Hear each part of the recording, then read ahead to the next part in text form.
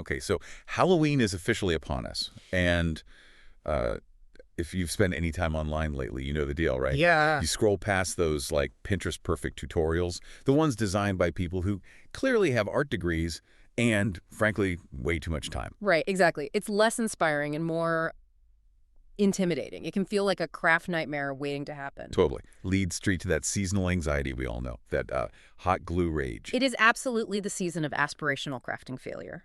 That pressure is real. And, that's why this deep dive is all about finding the antidote. We dug through the sources looking for, well, the unfiltered DIY, the projects that are actually simple, low cost, minimal effort. Yeah, we needed solutions that work without, sucking your soul away. Our mission here is really to understand why simple stuff still wins, even when everything online looks so elaborate. And the data really backs that up. What's fascinating is this pressure versus reality gap. Our sources show 58% of people actually prefer fun and easy projects. They want simple. Yet you see search terms for really complex, very specific DIY things peaking every October. It kind of suggests that social pressure is maybe outweighing what people actually want to do. That's the struggle we're trying to ease today. Exactly. So we're fighting back. 3 concepts: a costume, a decoration, and a snack. The kicker. All under, like, $15 each. Okay, let's unpack this. Since the stress often kicks in the second you think, what am I going to wear? Yeah. Let's start there. The biggest time saver, the costume that needs basically no skill, like 0. Yes, the classic sheet ghost. He knew we had to go there. Had to. The beauty of this is just its timelessness. And there's literally 0 barrier to entry. Our sources confirm it's still, amazingly, in the top 10 most popular costumes. About 15% of adults choose it. Wow, still? Yeah, it's the ultimate low-lift winner because everyone instantly knows what it is. Okay, but hang on. If it's that common, isn't there a risk of it being, I don't know, a bit cliche? Like, does low lift just become boring eventually? Well, I think it transcends trends because it's just so useful, so easy. You literally need an old white sheet, scissors, maybe a black marker. That's it. Right. Now compare that ease to some other DIY ideas we saw in the sources, like the Crocs costume. You need an X-Acto knife, cardboard, paint, complex assembly. Oh, wow. Or the Beanie Baby costume, which sounds cute, but you need felt, hot glue, very specific tie-dye sweatsuits to really sell it. Okay, yeah, those sound like weekend projects, minimum. The sheet ghost is, what, 5 cuts?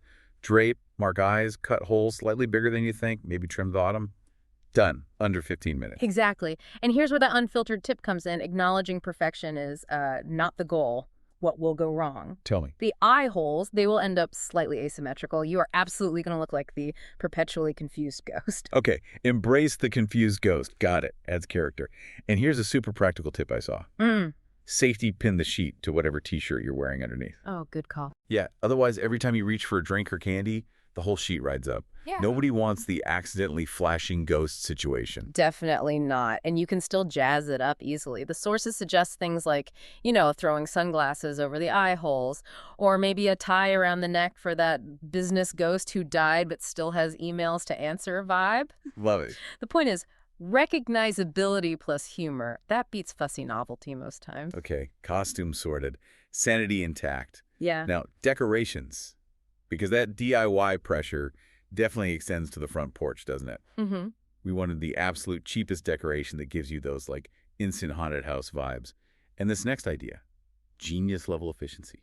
Toilet paper roll eyes. This is basically a zero-cost project for, well, most people, assuming you have empty cardboard rolls lying around, scissors, a marker, and some kind of light source. It's the ultimate budget hack. It really is, especially when you think about the context. We found this fun fact that 67% of Americans decorate their homes for Halloween. Wow, that many. Yeah, and they spend an average of $61 doing it. That's kind of the seasonal anxiety cycle right there, demanding this elaborate participation. So this $0 option isn't just saving cash. Exactly. You're actively opting out of that costly performance, but still getting a pretty cool effect. I'm actually really interested in the psychology you mentioned.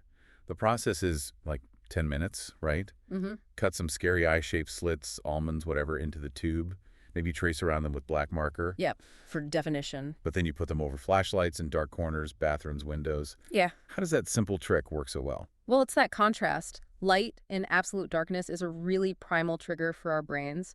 Your brain immediately focuses on that shape, the eyes, and assumes something is there, hiding just beyond the light. Ah, okay. It works because it relies on shadow and suggestion, not, lots of detail. You get a cheap, effective little jump scare using something basic like your phone light or a tiny LED flashlight. That is genius efficiency.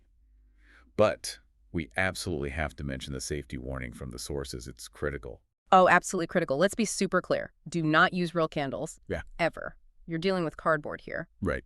Bad combo. Very bad. Flashlights or battery-operated tea lights only. We want spooky, not scorched. Smart. Very smart. Okay. Low-effort costume. Check. Yeah. Zero-cost decoration. Check. Now we move to the party food. Because sometimes you want that spooky vibe on the buffet. But I still can't bake a cake that looks like anything other than, well, a disaster. Been there. Okay. Enter the I can't bake snack, bloody finger hot dogs. Yeah, maximum gross yet delicious factor, zero actual baking skill needed. Perfect for those last-minute Halloween ideas when people are already showing up. And the materials list sounds like a dream. Hot dogs, ketchup, a knife. Yeah. Maybe some slivered almonds if you're feeling fancy. That's literally it. And the prep. 5 minutes, maybe? You just cut a few shallow lines across the middle of the hot dog. Those are the knuckles. Okay. Then cut a little flat part at one end. That's the nail bed. Cook the hot dogs however you normally cook them. Boil, grill, microwave, whatever. Then the fun part.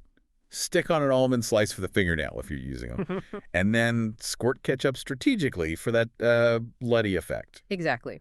Now, the unfiltered tip here is important. The sources warn that, before you add the fingernail and the ketchup, they might look a little vaguely inappropriate. Vaguely inappropriate. Okay.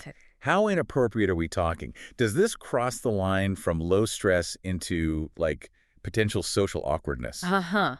It could, briefly, but the payoff is worth it because you just lean into the absurdity. It's Halloween food. It's supposed to be a bit wrong, a bit gross. And more importantly, this is food people will actually eat. Hot dogs are a huge Halloween staple. We found out Americans eat over 150 million hot dogs just on Halloween weekend alone. Get out. Really? Yeah.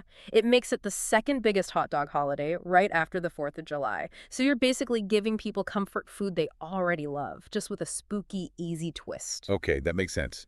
So what does this all mean then? Taking a step back from the inappropriate hot dogs for a second.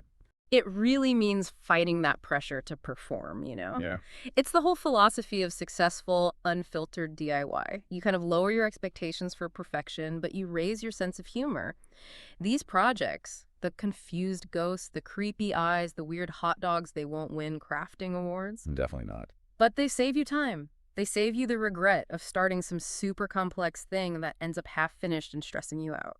Right, and you contrast these genuinely easy things with the complexity of nailing those super specific, trendy looks we saw in the other sources, like trying to make a full Scrub Daddy costume. Apparently, that needs an expensive foam egg crate mattress topper and special tape. Yeah, exactly.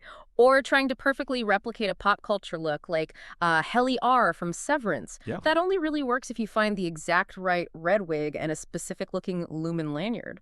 Or even a Taylor Swift Eras tour look. You need multiple very specific items. The 3 ideas we talked about today, they let you master DIY that doesn't demand specialized gear or a unique wardrobe or, suck your soul away trying to make it perfect. That's absolutely the goal. Yeah. So we've armed you now with 3 budget-friendly, low-stress ideas. Maximum effect, minimum meltdown potential. And maybe here's a final little thought for you to chew on. We see these simple classics like the sheet ghost sticking around year after year right alongside these hyper-trendy specific costumes. Yeah. So it makes you wonder, when you're faced with all that seasonal social pressure, is real Halloween creativity defined by complex innovation, like, actually building a Scrub Daddy outfit from scratch? Or is it maybe just the elegance of picking the most relatable, most low-lift option that still gets the job done? Something to think about while you assemble your 10-minute costume this year.